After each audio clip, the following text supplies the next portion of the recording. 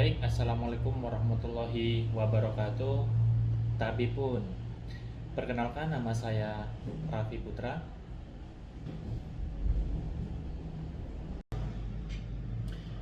Baik, secara definisi game teori yaitu kita sebut dengan teori permainan. Pertama kali ditemukan oleh John von Neumann, yaitu seorang pakar ilmu matematika dan pakar ilmu ekonomi matematika, yaitu berpusat pada pengkajian awal di sebuah perusahaan nuklir, yaitu perusahaan Rand. Game teori juga dipandang sebagai metafora atau permainan hubungan antara aktor, di mana aktor di sini disebut dengan sebagai negara, perusahaan multinasional, NGO, dan individu, yaitu bersifat kompetitif dan konfliktual, atau dapat juga digambarkan sebagai seseorang yang tengah bermain catur dalam sebuah permainan. Dalam game teori ini dapat kita temui konsep yaitu aktor dalam mengambil sebuah keputusan dan kebijakan, yaitu bertitik tumpu pada game teori ini, dan mereka mengaplikasinya dalam pembuatan kebijakan publik ataupun yang bersifat peningkatan ekonomi, sehingga ketika mereka menghasilkan sebuah kerjasama itu tersendiri atau ingin mengaplikasikan teori ini, mereka akan menemukan sebuah para ilmuwan telah menemukan tiga hasil dari teori ini, yaitu trivial, yang kedua adalah zero sum game, yang ketiga adalah non zero sum game. Sehingga dapat disimpulkan secara sederhana bahwa game teori ini dikembangkan untuk memahami gejala sosial dalam kondisi yang anarki, yaitu kondisi di mana tidak hanya saja organ otoritatif yang mengatasi para pelaku hubungan tersebut.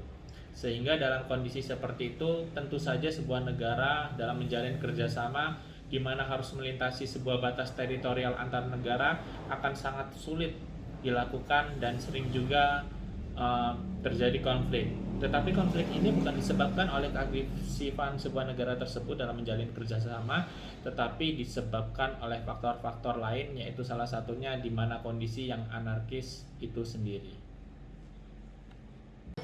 Adapun konsep games theory, satu konsep dasar dalam teori permainan. Itu mengkonseptualisasikan perilaku dan interaksi antar pemain untuk menentukan hasil terbaik. Itu memungkinkan untuk memprediksi keputusan para pemain jika mereka membuat keputusan pada saat yang sama.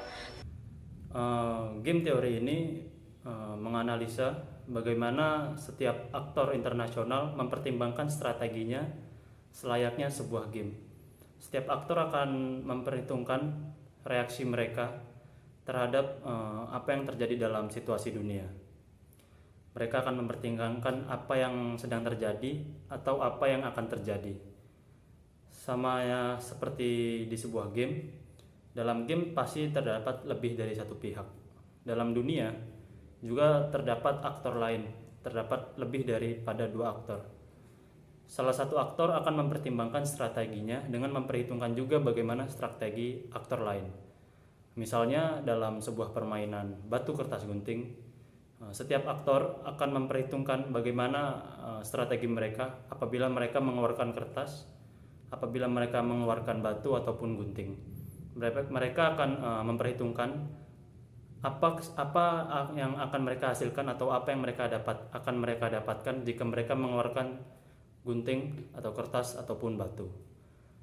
Untuk contoh lain seperti misalnya dalam sebuah permainan catur, setiap aktor internasional akan memperhitungkan strategi mereka, mengapa mereka harus memajukan benteng misalnya, apa yang akan terjadi, apa yang akan mereka dapatkan. Mereka akan memperhitungkan juga dengan membaca strategi pemain lain. Apakah mereka akan bisa memenangkan sebuah permainan, ataukah mereka akan mendapatkan income yang lebih baik apabila mereka memajukan strategi tersebut. Neumann berpendapat bahwasannya dalam kategori permainan untuk selalu menemukan keseimbangan dari para pemain agar tidak menyimpang secara sepihak. 3 kriteria. Yang pertama adalah adanya keterbatasan dalam bermain, yang kedua adanya zero sum game, yang ketiga adalah setiap pemain harus mengetahui setiap pilihan dan gerakan yang tersedia. Tidak hanya itu loh, pada tahun 1950-an, istilah game teori juga dikembangkan oleh John Nash, seorang matematikawan terkenal asal Amerika Serikat. Jonas mengembangkan game teori melalui solusi permainan non-kooperatif yang melibatkan 2 pemain atau bahkan lebih. Konsep ini juga dikenal sebagai Nash Equilibrium, yakni di mana setiap pemain diasumsikan untuk mengetahui strategi equilibrium pemain lainnya, dan tidak hanya mendapatkan keuntungan hanya dengan mengubah strategi mereka sendiri. Nash Equilibrium ini juga berlaku untuk variasi permainan yang bahkan lebih luas daripada kriteria yang diajukan oleh von Neumann dan Morgenstern. Prinsip-prinsip dalam Nash Equilibrium ini sejatinya berasal dari zaman Carnot pada tahun 1838 yang menerapkannya pada perusahaan pesaing yang memilih. Game teori atau teori permainan pada mulanya dikaji sebagai salah satu cabang ilmu ekonomi dan matematika terapan yang menggambarkan situasi bagaimana para pelaku pasar memilih tindakan-tindakan tertentu yang berbeda atau sama, mau mengalah atau bertahan atau menaikkan harga dalam upayanya untuk memaksimalkan manfaat atau mengelola resiko yang akan kembali kepada mereka. Teori ini kemudian digunakan lebih lanjut untuk mengamati perilaku para aktor baik individu, antar komunitas, antar politisi, antar bangsa, dan seterusnya. Teori permainan ini dapat digunakan secara interdisipliner ilmu, tidak terkecuali analisa hubungan internasional. Kini, salah satu strategi yang dapat digunakan negara-negara dalam mempertahankan kekuatan negaranya saat terjadinya sebuah konflik adalah game teori ini atau teori permainan, yang mana di dalamnya terdapat cara dan bagaimana proses penalaran berlangsung dalam pembuatan sebuah keputusan.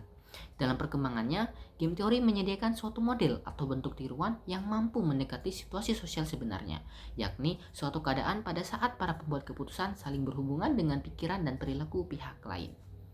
Teori permainan menggambarkan pendekatan optimasi yang lebih sederhana tentang pilihan yang bisa diambil dan resiko-resiko atau manfaat yang terjadi. Dalam perkembangannya, game teori telah memiliki banyak sekali ragam model yang dapat menggambarkan fenomena interaksi antar aktor seperti symmetric games, perfect information, dynamic game, repeated game, signaling game, zero-sum game, non-zero-sum game, mechanism design, stochastic game, non-transitive game. Ragam model ini nantinya juga melahirkan teori-teori turunan dari game teori seperti Prisoner's Dilemma, Traveler's Dilemma, Coordination Games, Volunteer's Dilemma, Dollar Auction, Stag Hunt, Ultimatum Game, dan banyak yang lainnya. Ada beberapa kritik mengenai game teori, seperti yang satu ini yang dikutip dari buku Lars Paisonsil yang mengatakan bahwa dibandingkan mengkonfrontasi teori dengan fenomena dunia nyata, game teori itu lebih membuat masalah sepele mengenai apakah fenomena di dunia nyata itu bisa disebut sebagai rasionalitas. Memang hasilnya itu memberikan pemikiran yang bisa dibilang tak terbantahkan, tapi itu hanyalah sekedar logika dan bukan fakta menurut Lars Weissenfeld. Beliau juga berkata bahwa peneliti game teori seperti Ken Binmore mengatakan bahwa yang Ken Binmore berikan itu hanyalah sekadar kenyataan dalam sekadar logika, dan berkata bahwa game teori tidak mungkin dapat melebihi kalimat jika lebih dari. Sekian penjelasan dari kelompok kami mengenai game teori. Kurang lebihnya mohon maaf, dan terima kasih setelah menonton. Assalamualaikum warahmatullahi wabarakatuh.